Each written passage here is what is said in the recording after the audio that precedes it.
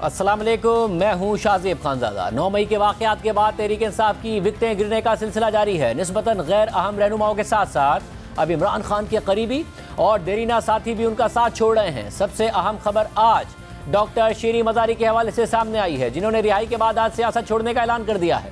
फयाजुल हसन चौहान ने भी आज पार्टी छोड़ने का ऐलान कर दिया है, मगर साथ ही उन्होंने 9 मई के वाक़यात के हवाले से इमरान खान पर एक बड़ा इल्ज़ाम भी लगा दिया है। इससे पहले तहरीक इंसाफ के सीनियर रहनुमा आमिर कियानी, मलिक अमीन असलम, चौधरी वजाहत हुसैन और तहरीक इंसाफ कराची के सदर आफ्ताब सिद्दीकी समेत कई रहनुमा पार्टी छोड़ने का ऐलान कर चुके हैं, जबकि बहुत से सीनियर रहनुमा 9 मई के बाद से जेल में हैं। आज ये खबरें आ रही थी कि तहरीक इंसाफ के वाइस चेयरमैन शाह महमूद कुरैशी भी रिहाई मिलने के बाद पार्टी छोड़ सकते हैं, कोई बड़ा ऐलान कर सकते हैं, लेकिन शाह महमूद कुरैशी ने ऐसा कोई ऐलान नहीं किया और उन्हें अडियाला जेल से रिहाई मिलते ही फौरन दोबारा गिरफ्तार भी कर लिया गया। इस दौरान मीडिया से बात करते हुए शाह महमूद कुरैशी ने कहा कि मैं पार्टी में था और रहूंगा। पार्टी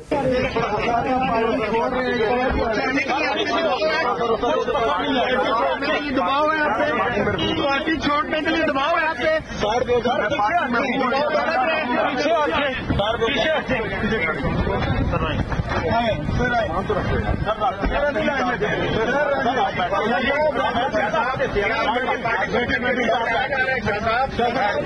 छोड़ने के लिए दबाव डाला जा रहा है आपने। मैं पार्टी में था, हूँ और इंशाअल्लाह रहूंगा। पार्टी के लिए दबाव डालने के लिए। इसके अलावा तहरीक इंसाफ के रहनुमा जमशेद चीमा और मुसर्रत जमशेद चीमा के वकील ने आज दावा किया था कि जमशेद चीमा पार्टी छोड़ने जा रहे हैं, लेकिन अब से कुछ देर पहले जमशेद चीमा और मुसर्रत जमशेद चीमा को भी रिहाई के बाद पंजाब पुलिस ने अडियाला जेल के बाहर से दोबारा गिरफ्तार कर लिया है। इसके अलावा 9 मई के बाद शीरी मज़ारी को 4 मरतबा गिरफ्तार किया गया था। अदालत उन्हें जमानत देती और उन्हें दोबारा गिरफ्तार कर लिया जाता और बिलाखिर आज उनको रिहाई मिली और आज ही उन्होंने पार्टी और सियासत छोड़ने का ऐलान कर दिया। शीरी मज़ारी ने न्यूज़ कॉन्फ्रेंस में ऐलान किया कि अब मेरे बच्चे, वालदा और मेरी सेहत तरजीह है। आज से मैं पीटीआई या किसी भी सियासी जमात का हिस्सा नहीं हूँ। मैं 9th और 10th में पर होने वाले वायलेंस की मजम्मत करती हूँ। मैंने इस्लामाबाद हाई कोर्ट में इसके हवाले से अंडरटेकिंग भी दी है। रियासती सिंबल्स होते हैं, GHQ है, सुप्रीम कोर्ट है, जैसे पार्लियामान है, ऐसे स्टेट सिंबल्स पे वायलेंस करना बहुत ज़्यादा मजम्मत इस पे करनी चाहिए सबको, और मैं करती हूँ। 12 दिन अबडक्शन रिहाई के प्रोसेस के थ्रू इस वजह से सेहत और ये आजमाइश जो मेरी बच्ची को हुई, और मैंने जेल में अडियाला में इसकी वीडियो भी देखी जिधर वो इतना रो रही थी जब मुझे तीसरी दफ़ा लेके गए हैं इधर से पंजाब पुलिस वाले। मैंने ये फैसला किया है कि मैं एक्टिव पॉलिटिक्स छोड़ रही हूँ। आज से मैं PTI या किसी भी सियासी जमात का हिस्सा नहीं होंगी। मेरे बच्चे और मेरी वालदा मेरी प्रायोरिटी हैं और जाहिर है उसकी वजह से मेरी सेहत भी मेरी प्रायोरिटी है। इससे पहले आज सुबह ही इमरान खान ने ट्विटर पर लिखा था कि अदालत की जानिब से रिहाई के अहकाम जारी होने के बाद शीरी मज़ारी की अडियाला के बाहर से गिरफ्तारी की शदीद मजम्मत करते हैं। ये हुकूमत नई पस्तियों की तरफ जा रही है, उनकी सेहत नाजुक है और अदालतों की जानिब से जमानत देने के बावजूद उन्हें दोबारा गिरफ्तार करके इस आजमाइश का निशाना बनाना महज उनके अज़म को तोड़ने की कोशिश है। शीरी नहीं टूटेंगी क्योंकि उनमें कई लोगों से ज़्यादा हिम्मत है जो मैंने अपनी ज़िंदगी में देखे हैं। ताहम मुल्क तेज़ी से बनाना रिपब्लिक बनने की तरफ बढ़ रहा है, जहाँ जिसकी लाठी उसकी भैंस का उसूल कार फरमा है। इमरान खान ने आज सुबह ये ट्वीट किया, जबकि शीरी मज़ारी पहली दफ़ा 12 मई को गिरफ्तार हुई थी और उसके बाद मज़ीद 3 दफ़ा गिरफ्तार हो गई थी। इस दौरान शीरी मज़ारी की बेटी ईमान मज़ारी ने अपनी वालदा और कारकुनों के लिए आवाज़ ना उठाने पर इमरान खान को तनकीद का निशाना बनाया था और कहा था कि इमरान खान को सिर्फ अपनी और अपनी बीवी की पड़ी हुई है। अफसोस की बात है कि उन्हें अपने कारकुनान और लीडरशिप भूल गए हैं वो। मुझे तो इस पर अफसोस ही हो सकता है। इसके अलावा तहरीक इंसाफ के रहनुमा और पंजाब के साबिक सूबाई वजीर फयाजुल हसन चौहान ने भी तहरीक इंसाफ को खैरबाद कह दिया है। कई दिनों तक ये सवाल उठता रहा कि अगर इमरान खान ये दावा कर रहे हैं कि 9 मई को जलाओ घेराव और फौजी इमारतों और अलामतों को जलाने के वाक़यात तहरीक इंसाफ के कारकुनों ने नहीं किए, तो इमरान खान उनकी मजम्मत क्यों नहीं कर रहे हैं। आज न्यूज़ कॉन्फ्रेंस में फयाजुल हसन चौहान ने इल्ज़ाम लगाया है कि इमरान खान ने रिहा होने के बाद पहली मीटिंग में हिदायत दी थी कि 9 मई के वाक़यात की मजम्मत नहीं करनी है। 1 मई की रैली प्रैक्टिस के तौर पर रखी गई ताकि फौजी इमारतों की तरफ रुख करें। अब PTI से अब कोई ताल्लुक नहीं है, सियासत में नहीं छोड़ रहा। 1 मई को खान साहब ने यौम मजदूर पर रैली रखवाई। अब खान साहब ट्रेनिंग दे रहे थे फौजी इलाकों के अंदर इमारतों की तरफ लोगों को मुजाहरा करने की तरफ जाने की। 1 मई को खान साहब ने जी रैली रखवाई यौम मजदूर के बहाने। आर्डर दिया जी लियाकत बाग से जना जाओ सदर वाले पासे। हमने जगह चेंज करके शमशाबाद पार्क तय करवा दी। खान साहब को बुरा लगा। खान साहब ने 6 तारीख को दोबारा रैली रखवाई। उनके ज़हन में है कि वो कचहरी और GHQ साथ साथ है। उन्होंने कहा जी कचहरी जाना है आपने। 12 तारीख को खान साहब वापस आए, 14 को जूम मीटिंग हो रही है जी। खान साहब ने पहली इंस्ट्रक्शन दी कि जनाब किसी ने डिफेंसिव मोड में नहीं जाना और कोई मजम्मत नहीं करनी। तहरीक इंसाफ के रहनुमाओं के पार्टी छोड़ने पर इमरान खान का कहना है कि लोगों पर पार्टी छोड़ने के लिए दबाव डाला जा रहा है। मैं सुनता हूँ जी आज एक और किसी ने और रिजाइन कर दिया तो और पीटीआई छोड़ रहा है। मुझे तरस आता है देख के उनकी तरफ, वो बेचारे उनकी शक्लें देखें किस प्रेशर में वो रिजाइन किए हैं, किस तरह का उनके ऊपर प्रेशर डाला जा रहा है, बिजनेसेस के ऊपर प्रेशर जा रहा है। तो क्या उनको समझ नहीं आ रही जो ये करवा रहे हैं कि इससे नहीं पार्टी खत्म होने लगी बल्कि लोगों का गुस्सा बढ़ रहा है। अब से कुछ देर पहले भी एक ट्वीट में इमरान खान ने लिखा है कि हमने पाकिस्तान में जबरी शादियों के बारे में तो सुन रखा था, मगर तहरीक इंसाफ के लिए जबरी अलहदगियों का एक नया अजूबा मुतारिफ करवाया गया है। बात करेंगे वफाकी वजीर हसन इकबाल साहब हमारे साथ मौजूद हैं। हसन इकबाल साहब बहुत शुक्रिया हमें शो में ज्वाइन करने के लिए। हसन इकबाल साहब, आपकी तरफ से मैसेज क्लियर है, आपकी हुकूमत की तरफ से, एक जमहूरी हुकूमत की तरफ से, कि दूसरी पार्टी के जमहूरी रहनुमा अगर पार्टी छोड़ेंगे तो रिहा होंगे वरना दोबारा कैद कर दिए जाएंगे। शीरी मज़ारी ज़मानत लेती रहीं मगर पार्टी नहीं छोड़ रही थी तो कैद कर दी जाती थी। अभी शाम महमूद कुरैशी के साथ ये हुआ, जमशेद चीमा के साथ ये हुआ, मुसर्रत जमशेद चीमा के साथ ये हुआ। तो जो पार्टी छोड़ेगा सिर्फ वही आज़ाद रहेगा। देखिए शाहजेब, मैं समझता हूँ कि जो ये रहनुमा पार्टी छोड़ रहे हैं वो इसके साथ ये ऐलान भी कर रहे हैं कि 9 मई को जो कुछ हुआ वो नाकाबिले माफ़ी है और उस पे उनकी पार्टी ने और इमरान खान साहब ने रेड लाइन क्रॉस की।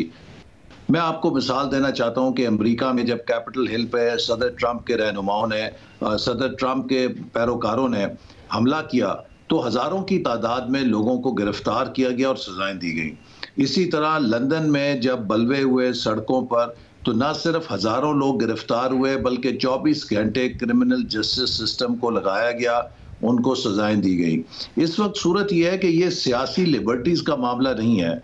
ये लोग जिन्होंने 9 मई को इस मुल्क के अंदर पाकिस्तान के दिफाई तनसीबात को निशाना बनाया, कायदे आज़म के घर को निशाना बनाया, इन्होंने शोहदा की यादगारों को निशाना बनाया, एयर बेसिस को निशाना बनाया, इन्होंने मस्जिद तक जला दी, इन्होंने कलमा जहाँ लिखा हुआ था उसको डंडे मार के गिरा दिया बोर्डों को, इन्होंने इंफ्रास्ट्रक्चर जो पब्लिक ट्रांसपोर्ट का था, स्कूल थे, सब कुछ जला के फना कर दिए। इस किस्म के क्राइम्स पे कौन सा मुआशरा माफ़ी देता है? और यकीनन इसमें जो कोई अगर अपने क्राइम के ऊपर एडमिशन करेगा, माफ़ी करेगा, उसके लिए माफ़ी है, लेकिन जो लोग इस पे कायम हैं और समझते हैं कि उन्होंने ठीक किया है तो वो यकीनन फिर मुल्क के कानून के तहत सजा के हकदार हैं। बिल्कुल कानून के तहत उनको सजा मिलनी चाहिए, मगर डॉक्टर शीरी मज़ारी साहिबा उस दिन घर पर थी। शाह महमूद कुरैशी साहब इस 9 मई के वाक़े से पहले गिरफ्तार हो चुके थे। फिर मैसेज ये तो ना होना कि आप पार्टी छोड़ेंगे तो ही मामलात होंगे। ये तो क्लियर मैसेज है कि जो लोग इन्वॉल्व नहीं हैं उन्हें भी पार्टी छोड़नी है, पार्टी को मुकम्मल तौर पर डिसमेंटल करना है इमरान खान साहब की। पहली बात जो है, हमें जहाँ तक इल्म है कि जो लॉ इन्फोर्समेंट एजेंसीज हैं वो एविडेंस के बेस पे मूव कर रही हैं। ज़रूरी नहीं है कि ये लोग वहाँ पर मौजूद होते पत्थर मारने और आग लगाने में। जो इस वाक़े के सपोर्टर्स हैं, प्लानर्स हैं, जिन्होंने इस पूरी मनसूबाबंदी में हिस्सा लिया, वो भी उतने ही शरीक जुर्म हैं। और इसके साथ साथ ये है कि जो लोग इस वाक़े के अंदर जिन्होंने लोगों को शामिल किया, और मैं देखिए इमरान खान साहब ने 8 महीने से एक जहन साजी की, उन्होंने अपने कारकुनों के जहनों के अंदर नफरत भरी, उन्होंने कारकुनों को फौज के खिलाफ एक इंतकाम की आग में जलाया। पहले कभी कहते थे कि जी ये न्यूट्रल तो सिर्फ जानवर होते हैं, फिर ये कहते थे मीर सादिक, मीर जाफर, फिर कभी ये जनरल बाजवा की तारीफ़ें करते थे, कभी उनके खिलाफ बयान देते थे, कभी जनरल आसिम के साथ तारीफ़ करते थे, कभी उनके खिलाफ कहते थे सब चीज़ें वो करवा रहे हैं।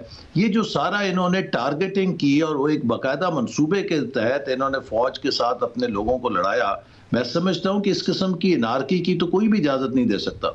ऐसे बात साहब, ज़ाहिर उसकी और जो इमरान खान साहब की अपनी कंट्राडिक्शन है वो अपनी जगह पर है, उसकी इजाज़त भी नहीं दी जा सकती है जो आप कह रहे हैं कि लड़ाया गया और ये सारे मामलात हुए। मगर अगर ये लोग मुलव्विस हैं तो इन्हें MPO के तहत तो ना गिरफ्तार किया जाए, फिर उस साजिश के तहत गिरफ्तार किया जाए और साबित करके गिरफ्तार किया जाए। एक मुकदमे से बरी होते हैं, MPO के तहत दूसरे मुकदमे में धर लिए जाते हैं और फिर नज़र आ रहा है कि अंडर ड्यूरेस प्रेशर डाल के उनसे पार्टी छुड़वाई जा रही है। आपको लगता है इस तरीके से इमरान खान साहब की पार्टी खत्म हो जाएगी? आप लोगों को तो महीनों महीनों इमरान खान साहब ने गिरफ्तार रखा, आप लोगों के साथ बहुत ज्यादतियां हुई, आपकी तो लीडरशिप को अंदर रखा, मरियम नवाज साहिबा, शहबाज शरीफ साहब, नवाज शरीफ साहब, आपकी पार्टी नहीं टूटी।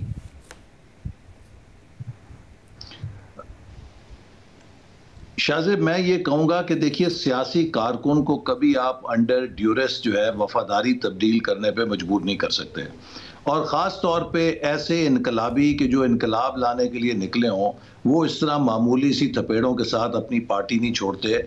चे जाए कि उन्हें यकीन हो कि जिस रास्ते पे वो चले हैं वो रास्ता गलत था। और मेरा ख्याल है कि इमरान खान साहब की जो पॉलिटिक्स है, बहुत तेज़ी के साथ लोगों को एहसास हो रहा है कि उन्होंने अपना वक्त ज़ाय किया है और वो इमरान खान साहब के धोखे में आए हैं। और जो असल में इमरान खान साहब का एजेंडा था, या तो वो अपनी ज़ात के गिर्द घूमता था, या वो फिर बिलवास्ता तौर पे उन लॉबीज़ के हाथ में एक खिलौना बन गए जो पाकिस्तान के अंदर पॉलिटिकल डिस्टेबलाइजेशन और रियासत के अंदर इदारों को उनके खिलाफ अवाम को करके मुल्क को चाहती थी कि एक क्याओस और एनार्की के अंदर पाकिस्तान चला जाए। तो इसलिए हो सकता है कि इन लोगों को ये रियलाइजेशन हो रही है। चूँकि देखिए, पाकिस्तान की 75 साल तारीख में बड़ी सियासी तहरीकें चलीं, कभी अयूब खान के खिलाफ चली, कभी ज़िया-उल हक के खिलाफ चली, कभी जनरल मुशर्रफ के खिलाफ चली, बड़े बड़े पॉलिटिकल लीडर्स को मार्शल लॉ का भी सामना करना पड़ा, हम सब ने जेलें काटी जैसे आपने कहा, लेकिन सख्तियां भी देखी, लेकिन किसी ने ये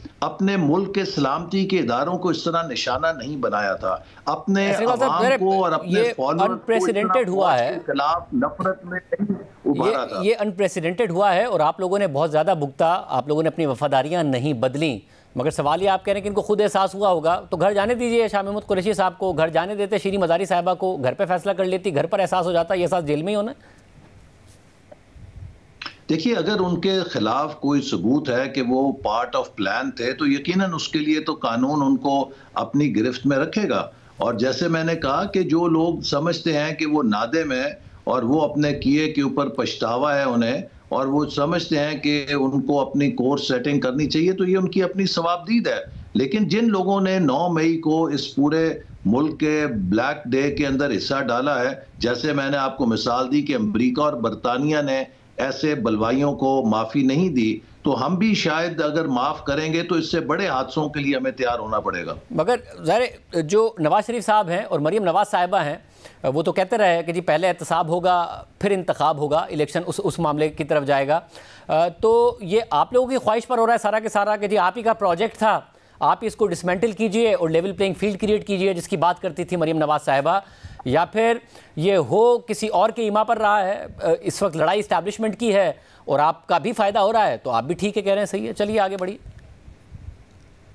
शाहजेब, ये सब कुछ इमरान खान साहब के ईमा पे हो रहा है। देखिए, अगर इमरान खान साहब उसी जुर्रत के साथ, जिस जुर्रत के साथ पीपल्स पार्टी, मुस्लिम लीग नून और दीगर जमातों के रहनुमा गिरफ्तारियों का सामना करते रहे, वो एहतसाब का सामना करते रहे, हम सब ने किया, अगर इमरान खान साहब में उसका 10वां हिस्सा भी उतनी जुर्रत होती तो शायद कुछ ना होता। ये जो 9 मई का वाकया हुआ है, ना तो ये इस्टेब्लिशमेंट की फरमाइशी प्रोग्राम है, ना हमारा फरमाइशी प्रोग्राम है, ये सब कुछ तो इमरान खान साहब ने खुद किया है। तो लिहाजा वही इस पूरे स्क्रिप्ट के राइटर हैं, उन्होंने ही अपने साथ ये सब कुछ किया। अगर ये सब कुछ ना होता, 9 मई को वो ऐसा रद्द अमल ना देते, तो आज बिजनेस एज यूजुअल होती। बहुत शुक्रिया। हसन इकबाल साहब हमारे साथ मौजूद थे। हमने तहरीक इंसाफ के मुतअद्दिद रहनुमाओं को प्रोग्राम में आने की दावत दी, मगर वो नहीं आए। आज इमरान खान 190 मिलियन पाउंड की करप्शन केस में फाइनली नैब के सामने पेश हुए। उन्होंने सवालात के जवाब दिए, उसकी अंदर की कहानी आपके सामने रखेंगे। इसके अलावा इमरान खान ने अपने वज़ीर कानून पर जिम्मेदारी डाल दी है, वज़ीर कानून का मौक़िफ़ भी आ गया है, वो भी आपके सामने रखेंगे एक ब्रेक के बाद। इमरान खान आज 190 मिलियन पाउंड केस और अलकादिर ट्रस्ट स्कैंडल में नैब रावलपिंडी में पेश हुए और पहली बार तफ्तीश में शामिल हो गए, जबकि इसी केस में इमरान खान की अहलिया बुशरा बीबी को एहतसाब अदालत ने 31 मई तक उबूरी जमानत दे दी है। इमरान खान आज बुशरा बीबी के साथ लाहौर से इस्लामाबाद पहुंचे और पहले इंसदादी दहशतगर्दी की अदालत से 8 मुकदमात में 8 जून तक उबूरी जमानत हासिल कर ली और फिर नैब रावलपिंडी रवाना हो गए, जहां उनकी पेशी के लिए सिक्योरिटी के सख्त इंतजाम किए गए थे। इमरान खान जैसे ही नैब के दफ्तर पहुंचे तो नैब की कंबाइंड इन्वेस्टिगेशन टीम ने उनको बाज़ाब्ता तौर पर तफ्तीश में शामिल कर लिया। ज़राए के मुताबिक दौरान तफ्तीश नैब की जानिब से इमरान खान से 20 सवालात के जवाब तलब किए गए। इमरान खान से बरतानवी क्राइम एजेंसी के साथ खत किताबत के रिकॉर्ड से मुतालिक सवालात पूछे गए।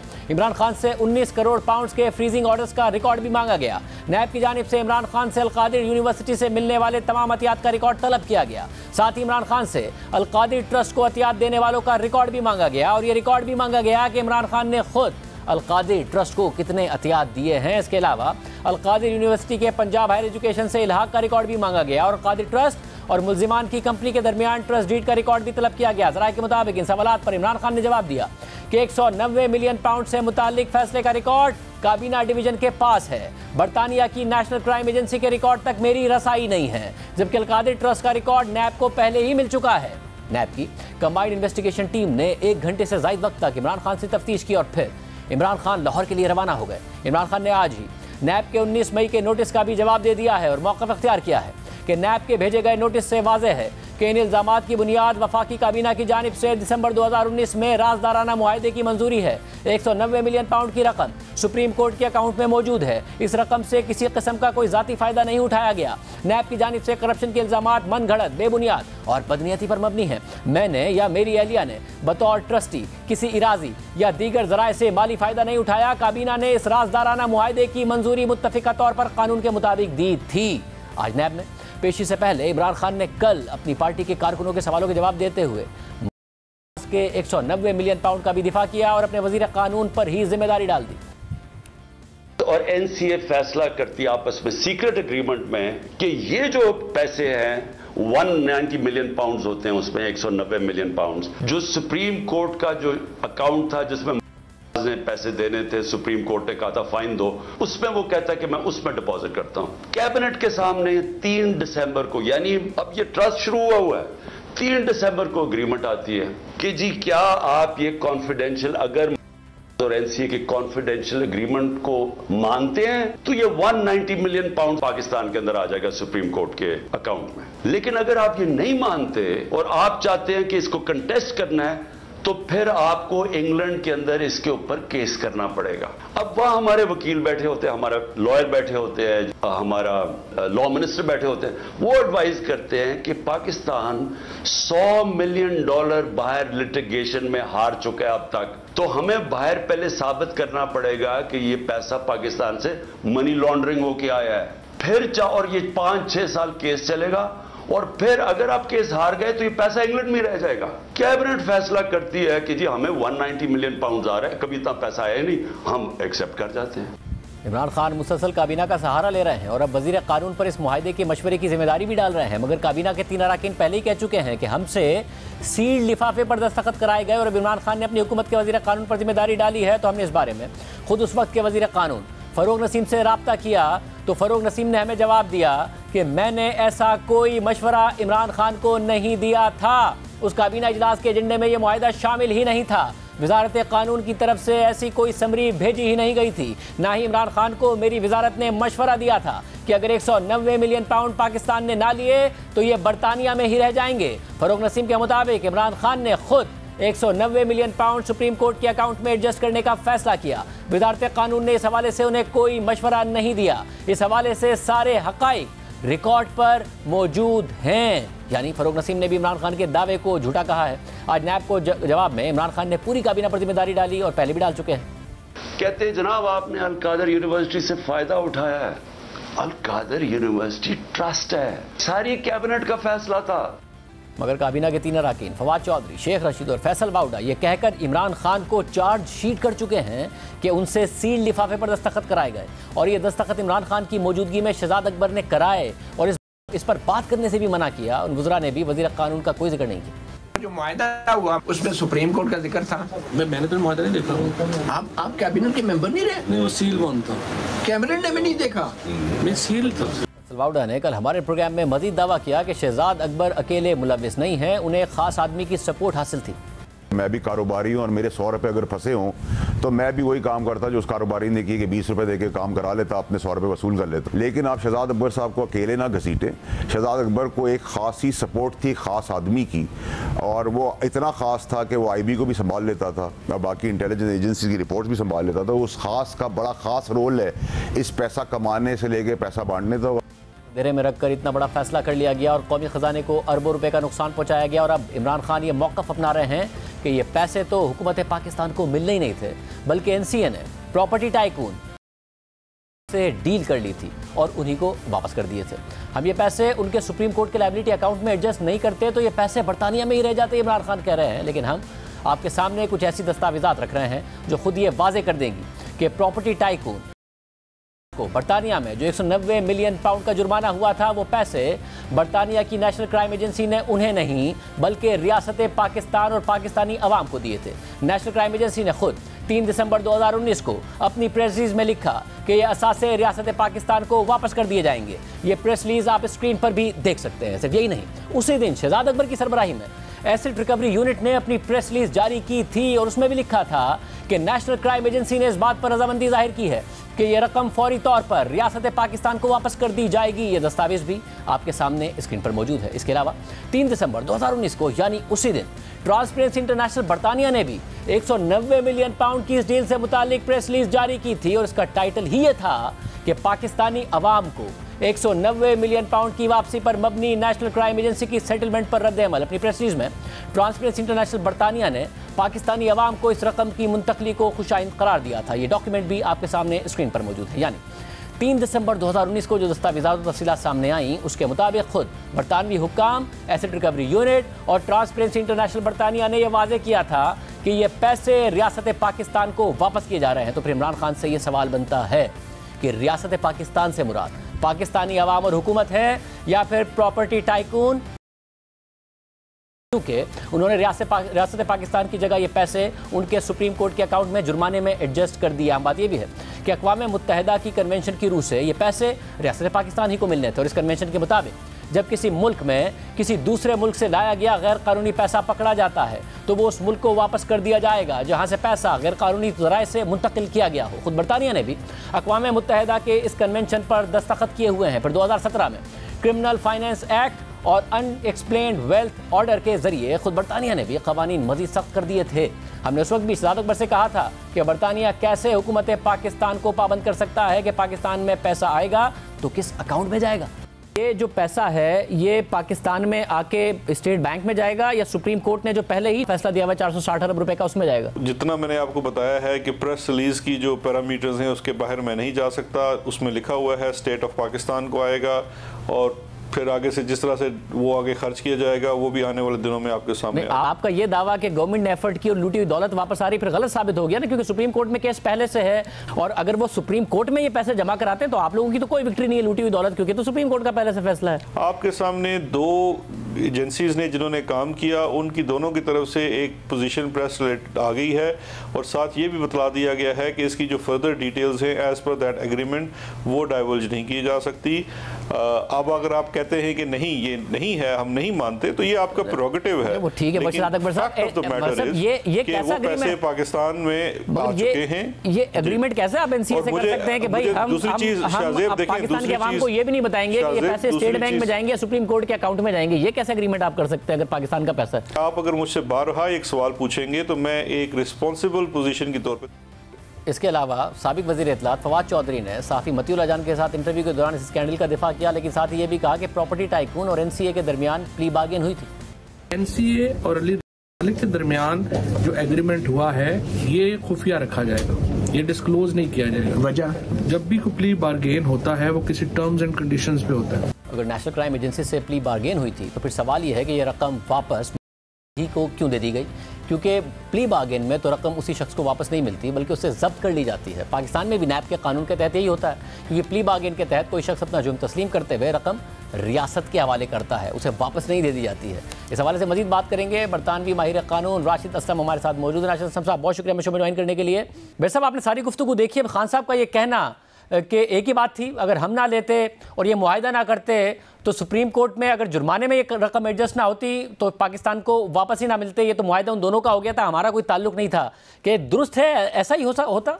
देखिए, सबसे पहले तो एनसीए का जो नॉर्मल तरीकाकार है कि वो जो भी स्टेट होती है जहां से पेमेंट आए होते हैं या जो होस्टिंग स्टेट होती है उनसे अप्रूवल लेती है कोई भी एग्रीमेंट करने से पहले। इसमें एनसीए ने पाकिस्तान हुकूमत से रब्ता किया था। पाकिस्तान हुकूमत की अप्रूवल के बाद साहब के साथ ये कॉन्फिडेंशियल एग्रीमेंट साइन हुआ था। इस पूरी सिचुएशन में 2 एग्रीमेंट हुए थे, एक साहब के साथ हुआ था, एक पाकिस्तान गवर्नमेंट ने डीड ऑफ कॉन्फिडेंशियलिटी साइन की थी 9 नवंबर 2019 को यूके हुकूमत के साथ। मींस कि एनसीए ने और पाकिस्तान हुकूमत ने ये डीड ऑफ कॉन्फिडेंशियलिटी साइन की थी कि जो भी कंटेंट्स हैं वो अफशा नहीं किए जाएंगे। लेकिन किसी भी कॉन्ट्रैक्ट में जाने से पहले पाकिस्तानी गवर्नमेंट ने ये अप्रूवल दी थी कि आप ये एग्रीमेंट जो है साइन कर दें। मींस कि वो पेमेंट जो है वो सुप्रीम कोर्ट के अकाउंट में ट्रांसफर कर दें। इसमें जो होस्टिंग स्टेट होती है वो ये कह सकती होती है कि हमने इस अकाउंट में नहीं किसी और दूसरे अकाउंट में लेने हैं पैसे। तो ये एक पूरी सिचुएशन होती है जिसमें होस्टिंग स्टेट के पास राइट होता है।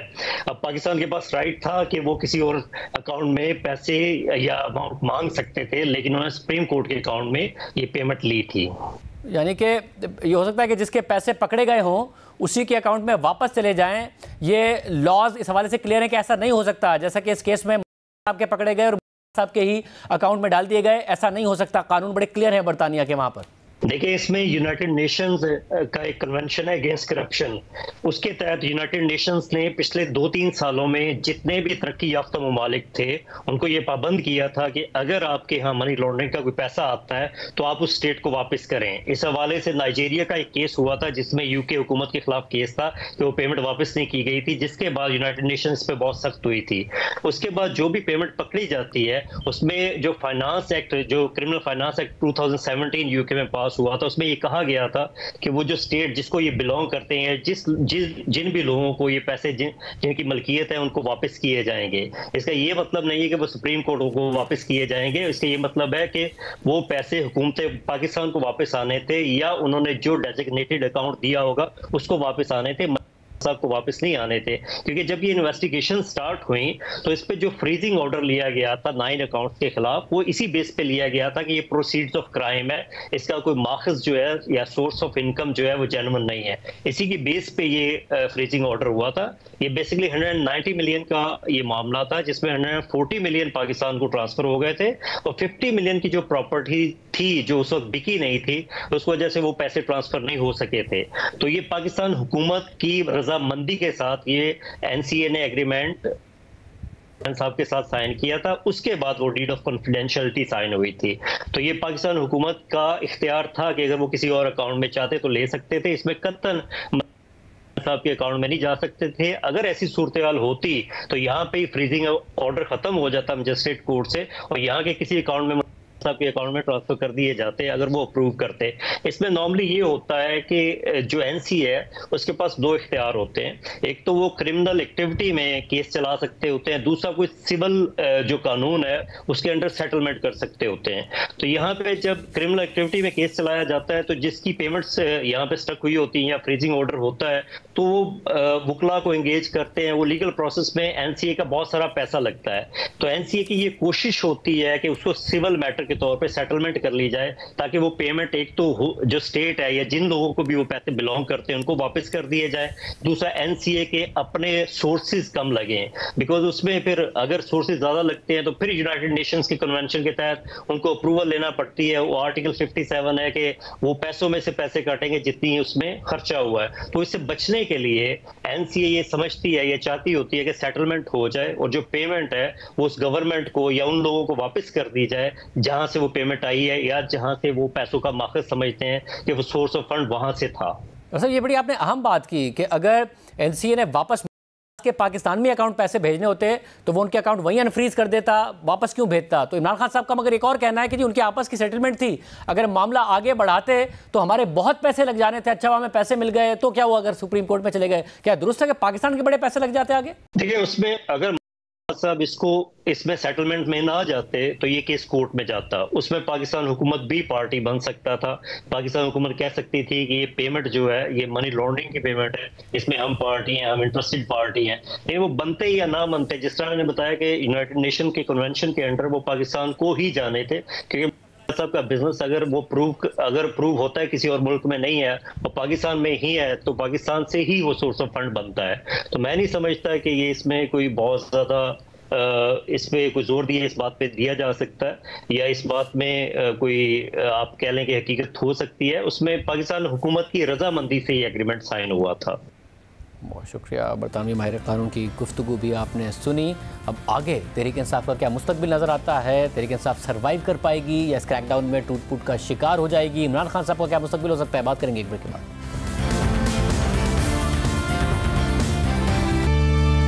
तहरीक इंसाफ के रहनुमा पार्टी छोड़ रहे हैं, नून लीग पीपल्स पार्टी उनको ताने दे रहे हैं। हमारे साथ सीनियर साथी रज़ाकार सुहेल बड़ाई साहब मौजूद हैं। बड़ाई साहब बहुत शुक्रिया। बड़ाई साहब, ज़ाहिर नून लीग की तरफ से कहा जा रहा है कि हमने सालों भुगती, महीनों जेलें भुगती, इनके रहनुमा जो है वो पार्टियां छोड़ रहे हैं एक एक हफ्ते में, 3-3 दिन में, जो कि इल्ज़ाम लगाया जा रहा है। ये वजह क्या हुई कि ये इतनी तेज़ी से लोग पार्टी छोड़ते नज़र आ रहे हैं? देखिए, बुनियादी तौर पर अगर पीटीआई का एनालिसिस किया जाए कि ये इस पार्टी में कौन लोग शामिल थे, तो सारे प्रो एस्टेब्लिशमेंट लोग जो थे नज़रियाती तौर पर वो इसमें शामिल हुए थे, और कुछ शामिल हुए थे जो इंतखाबी वजह से कि हम इक़्तिदार में आ जाएंगे, ये पॉपुलर पार्टी है। तो अब दोनों को सूट नहीं कर रहा। जो प्रो एस्टेब्लिशमेंट थे वो एंटी एस्टेब्लिशमेंट पॉलिटिक्स कर नहीं सकते। हर एक की अपनी मजबूरियाँ हैं। कई लोगों का नज़रियाती मसला भी है। कई लोगों ने तजर्बे से ये सीखा हुआ है कि एंटी एस्टेब्लिशमेंट पॉलिटिक्स जो है वो नुकसान देती है, उसमें कैदें भुगतनी पड़ती हैं, उसमें मुश्किलात आती हैं। तो मेरा ख्याल है कि ये बुनियादी वजह है कि नज़रियाती दरार आ गई है पीटीआई के अंदर। यानी उसकी बेसिकली तो उसने सारी पॉलिटिक्स की, जब इक़्तिदार में रही तो प्रो एस्टेब्लिशमेंट, अब एंटी एस्टेब्लिशमेंट। इतनी जल्दी से इस पार्टी को जो है वो चेंज करना नज़रियाती तौर पर ये मुमकिन नहीं रहा। इसलिए मेरा ख्याल है कि लोग जो हैं वो छोड़ रहे हैं। साहब, मगर ये लोग काफ़ी टाइम तक खड़े भी रहे और इमरान खान साहब के बयानी को सपोर्ट भी करते रहे। पहले उन्होंने अमेरिका के ख़िलाफ़ नारा लगाया, उसे सपोर्ट किया, फिर उस पर यू टर्न लेकर जनरल बाजवा पर इल्ज़ाम लगाया, उसे सपोर्ट किया, फिर मौजूदा जो मिलिट्री इस्टेब्लिशमेंट है और लीडरशिप है उसके ऊपर इल्ज़ाम लगाया, तब भी पार्टी नहीं छोड़ी। क्या खान साहब ने लिमिट क्रॉस की या फिर कोई और वजह हुई कि बस गिरफ्तारियाँ हुई और ये अचानक होने लगा? ये हो क्या रहा है? देखिए जी, 9 मई का जो वाक़या है ये 9/11 की तरह है। ये बहुत बड़ा ट्रेजेडी थी फॉर तहरीक इंसाफ कि ये पार्टी जो है अब इस हद तक वायलेंस पर उतर आई है कि जो पाकिस्तान की पूरी तारीख में मिसाल नहीं मिलती। पीपल्स पार्टी ने कितना मुश्किल वक्त गुजारा। भुट्टो की फांसी जो है वो भी हुई इसके दौरान, बेनज़ीर भुट्टो गिरफ़्तार हुई, बेनज़ीर भुट्टो की शहादत हुई, नवाज़ शरीफ नायल हुए, लेकिन किसी पार्टी को ये हिम्मत नहीं हुई कि वो कंटोनमेंट के अंदर जाकर हंगामा आराई करें, GHQ पर हमला करें, कोर कमांडर के घर घुसकर जला दें, PF बेस जला दें।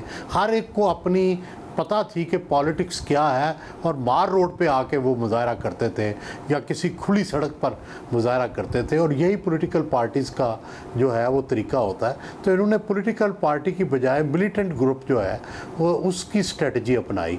और ज़ाहिर है जितने लोग हैं जो इक़्तिदार में जाना चाहते हैं, जो इंतखाब लड़ना चाहते हैं, जो सियासत करना चाहते हैं, वो ज़ाहिर है मिलिटेंसी का साथी नहीं हो सकते। उनको एहसास हो गया है कि फ़ौज और पीटीआई की अब अनबन हो गई है और अब मुमकिन नहीं है पीटीआई का इतनी आसानी से इक़्तिदार में आना, इसलिए वो अपनी राहें जुदा कर रहे हैं। साहब, मगर खान साहब का एक कॉन्फिडेंस है कि अब जो इलेक्टेबल्स की सियासत थी वो मैंने ख़त्म कर दी है, अब जो बल्ला है उसको वोट पड़ता है। और ज़ाहिर इमरान खान साहब हैं पॉपुलर, ये जितने लोग छोड़ भी जाएं उसके बावजूद भी वो क्यों नहीं इलेक्शन जीत सकते हैं, और कि अगर ये लोग छोड़ जाएँ तो उनको फ़र्क क्या पड़ता है इमरान खान साहब को कि पार्टी ख़त्म हो जाए और इस किस्म की बातें हो रही हैं? ये ज़रूरत है कि वोट बैंक इतनी जल्दी ख़त्म नहीं होता। इलेक्टेबल्स उन्हें छोड़ भी जाएं तो वोट बैंक उनका बरकरार रहेगा कुछ अर्सा। लेकिन आप देखें कि अगर हम माजी की तारीख देखें, आप नून का हाल देखें कि जब उनके इलेक्टेबल्स छोड़ गए थे तो वो आधी सीटों पे आ गए थे। तो इसी तरह अगर पीटीआई ने भी अपनी स्ट्रेटजी ना बदली, रिव्यू ना किया, तो वो आधी सीटों पे आ जाएंगे। फिर वोट बैंक भी इलेक्टेबल्स के साथ ही काम करता है। ये इलेक्टेबल्स प्लस वोट बैंक जो है ये कामयाबी का फार्मूला है। अगर इलेक्टेबल्स निकल जाएं, सिर्फ वोट बैंक रह जाए तो आधी सीटें रह जाती हैं। साहब, और इस सब में जो पॉपुलैरिटी है खान साहब की, आपके ख्याल में वो हिट होगी या फिर उसको वाकई और ज़्यादा बूस्ट मिला है? जो खान साहब बयानिया लेकर चल रहे हैं वो अभी भी ज़ाहिर हकीकी आज़ादी अमेरिका के ख़िलाफ़ उन्होंने नारा लगाया था, अब इस्टेब्लिशमेंट के ख़िलाफ़ लगा रहे हैं, कह रहे हैं कि एक की किसी की नहीं हो सकती है कि ये आइन और कानून से मावरा हो, ये भी कह रहे हैं कि एहतसाब से बालातर हैं। तो पॉपुलैरिटी उनकी और बढ़ नहीं रही होगी? ये चीज़ें उनकी जो वोटर सपोर्टर है उसके साथ रेजोनेट नहीं कर रहा होगा ये नारा? जी शाहजेब साहब, अगर हम माजी को देखें, एनालिसिस करें तो पीपल्स पार्टी 77 से लेके 88 तक पॉपुलर रही, और जब तक मोहतरमा बेनज़ीर भुट्टो इक़्तिदार में नहीं आई उनका वोट बैंक कम नहीं हुआ। इसी तरह आप नून लीग देखें, एस्टेब्लिशमेंट से जब लड़ाई हुई तो उसका वोट बैंक कम नहीं हुआ, इसके बावजूद वो जीतते रहे। तो मेरा ख्याल है कि अब भी इमरान खान का फ़ौरन वोट बैंक कम नहीं होगा, लेकिन अगर इलेक्टेबल साथ छोड़ गए तो फिर इलेक्शन में जीत कर हुकूमत हासिल करना मुश्किल हो जाएगा, वोट बैंक तो रहेगा। तो इस वक्त एज ऑफ नाउ आपको इमरान खान साहब के लिए क्या सूरत हाल नज़र आ रही है? आपको लगता है केसेस ऐसे हैं जिसमें उनकी कन्विक्शन हो जाएगी, वो शायद कैंपेन ना कर पाएँ, मामला आगे ना बढ़ा पाएँ, या इलेक्शन का रास्ता उनके लिए अभी तक है और वो निकाल भी सकते हैं? मेरा ख्याल है कि वो जितनी देर तक CBMs नहीं करते फ़ौज के साथ, इस्टेब्लिशमेंट के साथ, उनको उनकी कबूलियत नहीं होती उस वक्त तक। आपको पता है कि भुट्टो साहब और शेख मुजीब जीत गए थे, लेकिन 1.5 साल तक इक़्तिदार मुंतकिल नहीं किया गया था। तो इस वक्त भी इस्टेब्लिशमेंट का कोई ऐसा मूड नज़र नहीं आता कि इमरान खान के ख़िलाफ़ अगर फ़ौजी अदालतों में मुकदमे चलने हैं तो इनको इक़्तिदार कौन देगा। तो मेरा ख्याल है कि इस वक्त तो बड़ा नहीं लग रहा कि इमरान को इक़्तिदार मिलेगा, मासवाए कि आर्मी की सोच चेंज हो, इस्टेब्लिशमेंट के अंदर तब्दीली आए, और वो अभी 2 साल 2.5 साल नहीं तब्दीली आनी, और फिर आगे भी पता नहीं एक्सटेंशन हो जाएगी। तो जितनी देर तक कोई न्यू फेस नहीं आता, नई सोच नहीं तब्दील होती, और इमरान खान के बारे में कोई दिल नरम नहीं होता इस्टेब्लिशमेंट का, उनका इक़्तिदार में आने का चांस तो बहुत कम हो गया। तो दिल नरम कैसे होगा? वो कह रहे हैं मैं तो पैगाम बार बार भेजा है, मैंने बहुत पैगाम भेजे, मैं बात करने को तैयार हूँ, मगर आगे से रिस्पॉन्स नहीं आ रहा है। नहीं, मेरा ख्याल है कि पैगाम तो वो ज़रूर भेजते रहे हैं। मेरे भी इल्म में है कि उन्होंने अपने एक जो वज़ीर था, सूबाई वज़ीर, उसके ज़रिए पैगाम भेजते रहे हैं। लेकिन बात यह है कि जो वो बयानियाँ बना रहे थे, जो हर रोज़ वो तकरीर करते थे, वो उन पैगामात के ख़िलाफ़ होती थी। वो आर्मी चीफ़ का नाम ले रहे थे, वो कभी जो था वो डर्टी हैरी कहते थे, कभी एक्स कहते थे, कभी वाई कहते थे, बार बार कहते थे सारा कुछ फ़ौज कर रही है। तो ये सारा बयानियाँ कि उसी का नतीजा कोर कमांडर हाउस पर हमला, GHQ पर हमला है, तो वो बयानियाँ भी साथ साथ बना रहे थे। तो इसको भी कोई नोट कर रहा था कि वो एक तरफ तो सुलह का पैगाम भेजते हैं, मगर अमली तौर पर वो अपना नैरेटिव एंटी आर्मी बना रहे हैं। शुक्रिया सिर भाई साहब की गुफ्तगू आपने सुनी। आज के प्रोग्राम में इतना ही, दीजिए, अल्लाह हाफ़िज़।